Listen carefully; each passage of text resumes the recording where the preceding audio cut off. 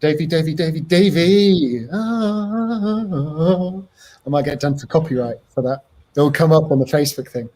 How you doing? I said I wasn't going to ask you how you're doing. We've already spoken today. New podcast episode. Jimmy Nelson, tell us about it. Yeah, this is a really special one. Jimmy Nelson, he's a renowned photographer. He travels to some of the most remote places on the planet, and he kind of ingrains himself with different indigenous tribal people. And he likes to spend several weeks living with the tribes before he even dusts off his camera to take some photos of them. And hopefully we can flip through some of these photos in a second because they're just absolutely stunning. If you are interested in the outdoors, if you're interested in how humans live around the planet, these are just incredible shots. I mean, Jimmy's a bit of a coup for the Outdoor Journal, right? We're so honoured to have him feature in the publication. There's an article that people will find attached to this social post. To have him on the episode, on the podcast episode as well, it's great. It's really, really cool. How did it come about? How did you get in touch? And was this a long thing in the pipeline, or did we just stumble across Jimmy? How did it come about? Yeah, usually I do the podcast interviews by myself, but this one was special in another way. We had Lorenzo Fernari, we call him Zo. He's the co-founder of the Outdoor Journal, and he joined me on the podcast because he really is much more of a photography expert than I am, and he also has he's had a little bit of back and forth with Jimmy over the years, so they've been in touch. And speaking with Jimmy, the way he speaks, it's so poetic that it was actually a challenge for me to write. I think it actually elevated my writing style to try to match how eloquent he speaks working with his quotes. So how much is the episode a piece of content for photography anoraks, and how much of it is an episode that's just more about people and the world and some of the amazing places that he's been to? Yeah, I think I'm gonna have to look up that word anorak. That's a cool sounding word. Maybe that's a Britishism. I don't know. For the geeks, I guess. How much is it an episode for photography geeks, and how much is it an episode for people that just want to see the beautiful shots that he's taking? Which reminds me, as you're answering that question, I'll flick through some of Jimmy's photos. Yeah, before we did the podcast recording, we did an initial kind of meet and greet chat over Zoom with Jimmy, and he said he didn't want it to be for photography nerds. He didn't want to talk about f-stops and lighting and all the technical aspects of photography. He wanted it to be a philosophical discussion about travel, about how he finds bliss, about some of his mortifying experiences while traveling, and more so about his personal process that he goes through in examining these other people, the indigenous tribal people, and using that kind of as a mirror for the modern world to contemplate our own lifestyles. And he also does it as a personal way. This came up in the chat. He suffered child abuse, and he felt that experience disconnected his soul from his body. So him going on this journey is a way for him to observe these other people that are so different from him in their culture, but realign his soul and his body back together. I mean, that's obviously deep. I didn't realize that. Was there an element of, when he was talking about those things, did it make you think about the Ruth Allen podcast in any way, and her perspective on the outdoors?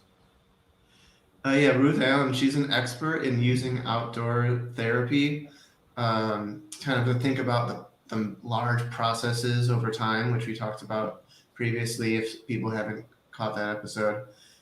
It did, and I have been in touch with her. She has a new book out called Grounded, so I hope to continue my chats with her as well.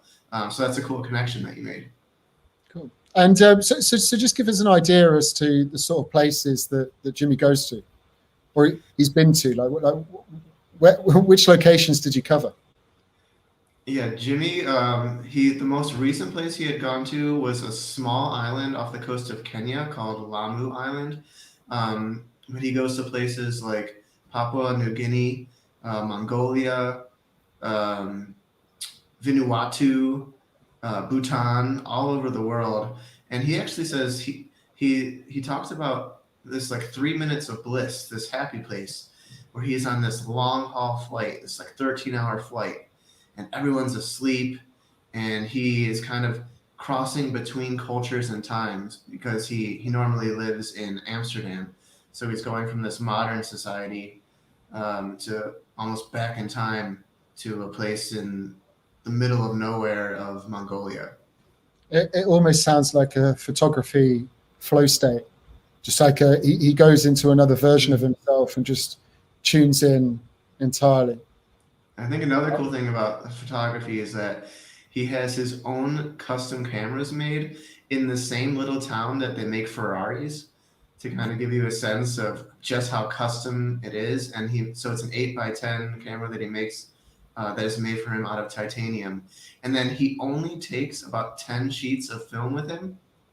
So instead of with a digital camera, you could just take 1,000 photos, kind of spray and pray, and then go through each one and say, okay, oh, that one turned out great. But with his process, he kind of has to wait for the light to be perfect, which for everyone in the shot to be perfect, and then he's got to have that selective magical moment. I mean, that must mean that every trip is a marathon, right? He must go away for huge lengths of time. Yeah, and another thing he stresses, there really is no guarantee with his process. You know, he'll live in a tank in minus 50 degree weather in Russia for weeks and have struggle with cultural barriers and language barriers for weeks. He's in the cold, and then he might not get his shot because that special moment just might not happen. Which, on the flip side, it makes it that much more special, and it feels that much more exciting when that moment does arrive and he gets his shot. I mean, it forces you to almost be more like philosophical, meditational about this sort of thing, because you need that patience. You need to be comfortable with the fact that you might go to all that effort and ultimately not come away with a shot that you're looking for. So yeah, that's huge. That's really powerful. Cool. Okay, so as I mention his book. He did just make his latest book available. It's called Homage to Humanity, as one might pronounce it. And it's over 500 pages of these spectacular photos, and we just flipped through maybe 6 or 7. And one of the coolest things about the book is that it's interactive. So on almost every page, you can use the Jimmy Nelson app, which is an award-winning app. And if you scan the photo, you can actually see footage of Jimmy taking the shots on that location. Wow, very cool. And the details about the book we can find those in the article as well. It's all in the same. You can find links to the book for the article. To me, I think it's the coolest coffee table book you could have. I think it's the perfect present to get someone who's interested in photography or travel, world travel, anthropology, anyone who's interested in art. I think it's the perfect present as well. So mum and dad, Davy Braun, know what to look forward to at Christmas. Yeah, so look out, Mom. You're getting this for Christmas. Guys, thanks so much for watching. Remember, head over to the Outdoor Journal, sign up, create an account, join the community, join the journey, and we'll see you next time. Thanks, Sean. Cheers, Davey. Bye-bye.